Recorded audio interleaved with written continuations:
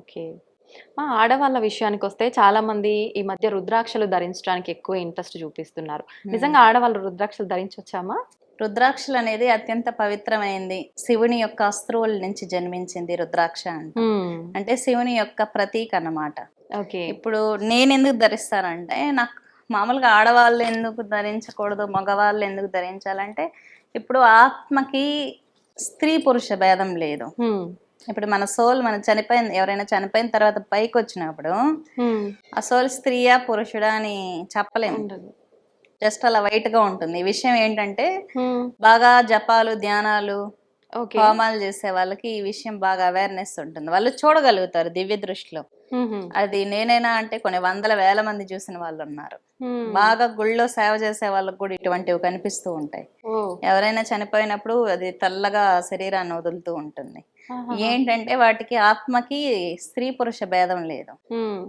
మనం ఆత్మస్థితిలో ఉంటే mental state. Okay. ఆత్మస్థితిలో ఉంటే ఏవైనా ధరించొచ్చు. హ్మ్. అది. ఓకే. అంటే మానవ సంబంధాలకు ఉన్నత స్థితి. సంబంధించిన మెంటల్లీ ఉన్నత స్థితిలో ఉన్నప్పుడు ఏవైనా ధరించొచ్చు. హుహుహు. అత్యంత పవిత్రమైంది. మన ఆత్మే అత్యంత పవిత్రమైంది. హ్మ్. ఎందుకంటే మనం పరమాత్మ నుంచి వెళ్ళబడిన ఆత్మలే గదా! మన హ్మ్. హ్మ్. ఆత్మ అతి ఉన్నతమైంది. ఆ ఓకే. స్థితిలో ఉన్నప్పుడు ధరించొచ్చు. హ్మ్. ఇంకా ఆడవాళ్ళంటే ఆ 5 రోజులు మరి వదిలిపెట్టేస్తేనే మంచిది. ఆ! ఓకే. ఇబ్బంది గదా ఆడవాళ్ళకి. అవునవును. హ్మ్. ఇంకా కాబట్టి 5 రోజులు వదిలేస్తే మంచిది. హ్మ్. కొంతమంది అంటే రెగ్యులర్‌గా రుద్రాక్ష చేతికి గాని, మెడకు గాని ధరిస్తూ ఉంటారు. అసలు హ్మ్. నిజంగా అంటే ఎక్కడ ధరిస్తే బావుంటుందమ్మా? చేతికా? మెడకా? మెడకి ధరించడం వల్ల నెగెటివ్ ఫోర్స్ పడదు. ఎక్కువగా మన హ్యాండ్, నెక్ కనిపిస్తూ ఉంటుంది గదా! హ్మ్. హ్మ్. నెగెటివ్ ఫోర్స్ మన ఫేస్ మీద ఎక్కువ పడుతుంది. 2 కళ్ళ మధ్య థర్డ్ ఐ ఉంటుంది గదా! అవునవును. మిమ్మల్ని హిప్నటైజ్ చేయాలంటే థర్డ్ ఐల మీద కాన్సంట్రేట్ చేసి హిప్నటైజ్ చేయొచ్చు. ఓకే. అందుకే పెద్దగా కుంకుమ బొట్లు పెడతారు తాంత్రికులు. వాళ్ళ పవర్ పోగూడదు అని. ఓహ్! ఇలా చూసి మంత్రం చదువుతూ ఉంటే మీ ఆ! థర్డ్ ఐ నుంచి పవర్ వచ్చేస్తుంది. హుహుహు. అలా హిప్నటైజ్ చేయొచ్చు. ఓకే. హిప్నాటిస్టులు ఉంటారు. పారాసైకాలజిస్టులు అంటారు. హ్మ్. వారికి సంబంధించిన బుక్స్ చదవండి. దాంట్లో ఉంటుంది. ఓకే. ఇంతకుముందు రీసెర్చ్ చేసిన వాళ్ళు, హ్మ్. అసలు ఈ పారాసైకాలజిస్టులంతా ఎలా హిప్నటైజ్ చేస్తారు? ఎలాగా స్లీప్‌లెస్ స్టేట్‌లోకి తీసుకెళ్తారు? ఇవంతా వాళ్ళెక్కడ నేర్చుకున్నారు? హ్మ్. మన పుస్తకం. దీని నుంచి తీసుకెళ్ళినవే. ఓకే. ఓకే. మన హిందూ గ్రంథాల నుంచి తీసుకెళ్ళిన జ్ఞానమే అదంతా. హుహుహు. ఫారినర్స్. ఓకే. ఇక్కడి నుంచి నేర్చుకొనెళ్ళి వాళ్ళు అమేజింగ్‌గా చేసి మనకే చూపిస్తూ ఉంటారు. చూపిస్తున్నారు. మన ధర్మాన్ని మనం పక్కన పెట్టేసినా ఆ! వాళ్ళు వాళ్ళు చేస్తూ దానిపైన ఉంటారు. కాన్సంట్రేట్ జేసి మనకు యోగా చూపిస్తున్నారు. పర్ఫెక్ట్‌గా ఇప్పుడు ఫారినర్సే నేర్పిస్తున్నారు ఇండియా వాళ్ళకి. అవునవునమ్మా. ఇక్కడి హ్మ్. నుంచి నేర్చుకొని వెళ్ళి. హ్మ్. ఇండియా నిజానికి ప్రపంచ దేశాలకు గురువు అన్నమాట. ఓకే. హ్మ్. మన సైకాలజీ ప్రకారం ఏంటంటే ఫారినర్స్ చేస్తే అది ఒక సీల్ లాగా, బ్రాండ్ లాగా అనుకుంటాం. హ్మ్. అంతే. ఏదన్నా పర్ఫెక్ట్ ఉంటది అనే అన్నే ఫీలింగ్. ఒకప్పుడు నెయ్యి వాడకూడదని చెప్పింది యూఎస్ఏ. ఇప్పుడు ఆ! నెయ్యి వాడాలి అంటుంది. హ్మ్. మరి అవునవును. నేను నెయ్యి వాడాలని ఫారినర్స్ అప్రూవ్ చేశాక ఇండియాలో నెయ్యికున్నటువంటి ప్రాధాన్యతను మనం గుర్తించాం. గుర్తించాం. అవును. ఎవరైనా ఫారినర్స్ అప్రూవ్ చేస్తే మన గ్రేట్‌నెస్ మనకు తెలుస్తుంది. హ్మ్. అంతే. అంటే ఏదైనా ఒక బ్రాండ్ బ్రాండ్ వాళ్ళివ్వాలి. చూస్తున్నాం. హ్మ్. హ్మ్. పెద్దవాళ్ళిచ్చిన విలువలు కాకుండా హ్మ్. బ్రాండ్‌కి ఎక్కువ బ్రాండ్‌కి వాల్యూ ఇవ్వటం ఇంపార్టెన్స్ అయిపోయింది. ఇస్తున్నాం. ఓకే.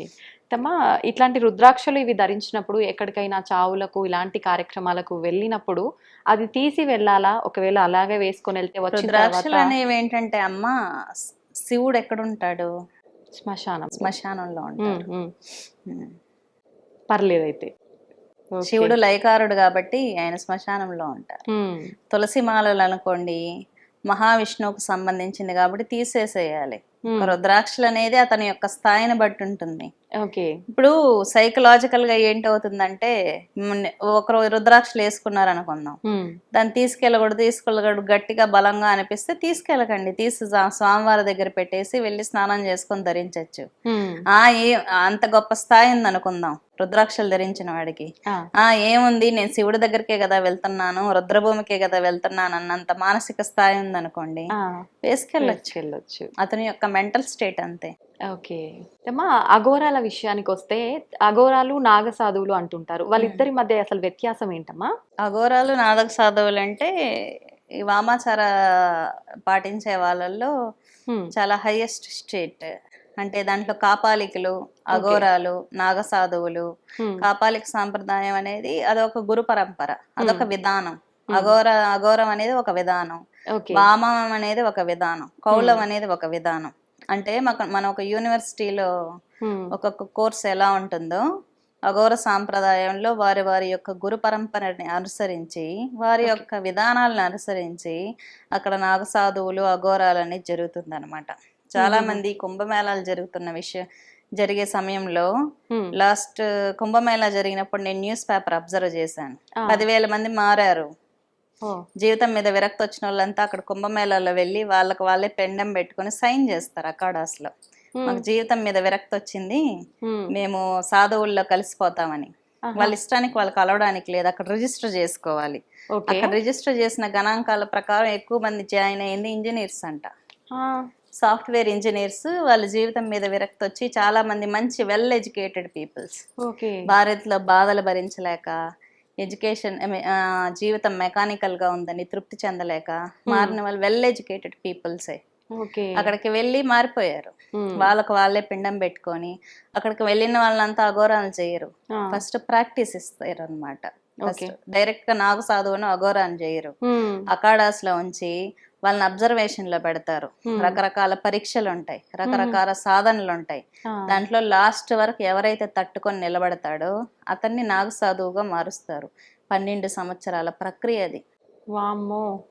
వాళ్ళు అన్ని సంవత్సరాలు వాళ్ళ దగ్గర సాధనలు చేసి గురువుల దగ్గర అన్ని చేసి తట్టుకొని నిలబడితే ఉంటారు, లేదంటే వాళ్ళు వెనక్కి రావటమే. ఓకే. ఇంకా అతని ఇష్టం అది. నాకు సాధువు అవడం అనేది ఒక ప్రక్రియ ఉంటుంది. గురువుల దగ్గర అన్ని పరీక్షలు అన్ని తట్టుకొని నిలబడాలి. ఓకే. ఇప్పుడు మానవులకు పాపపుణ్యాల ఫలితం అనేది ఖచ్చితంగా ఉంటుంది అని అంటుంటారు కదా.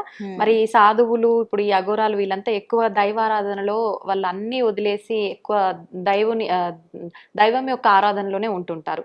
అటువంటి వాళ్ళకు కూడా పాపపుణ్యాల ఎఫెక్ట్ అనేది ఉంటుందమ్మా? వాళ్ళు నేనే దేవుణ్ణి అన్న పరిస్థితుల్లో ఉంటారు. ఎందుకంటే వాళ్ళ పాపపుణ్యాల ఎఫెక్ట్ అనేది శరీరం మీద స్పృహ ఉంటే ఆలోచనలు ఉంటాయి. ఓకే.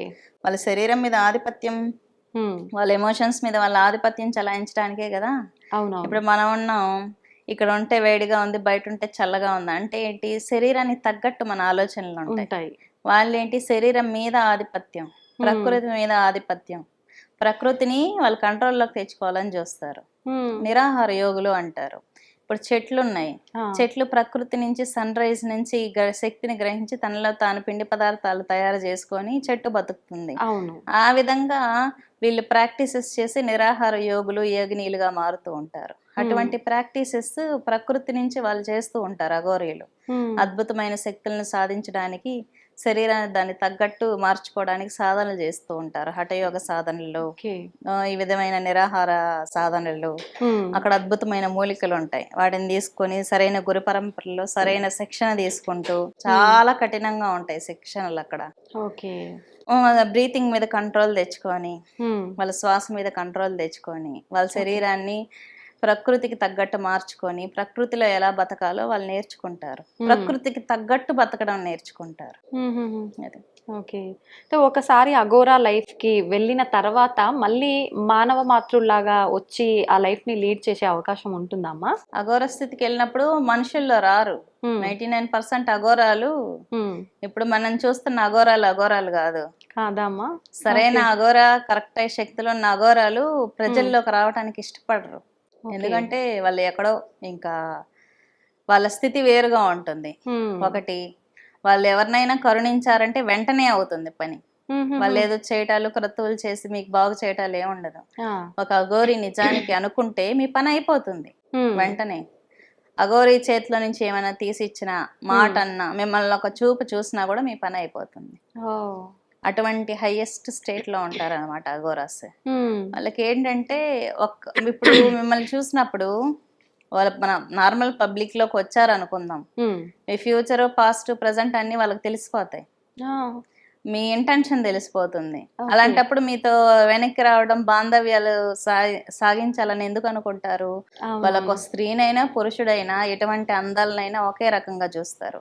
వాళ్ళ అసహ్యంలో కూడా అందాన్ని చూస్తారు. మురికిలో కూడా పరమేశ్వరుణ్ణి దర్శించగలరు వాళ్ళు.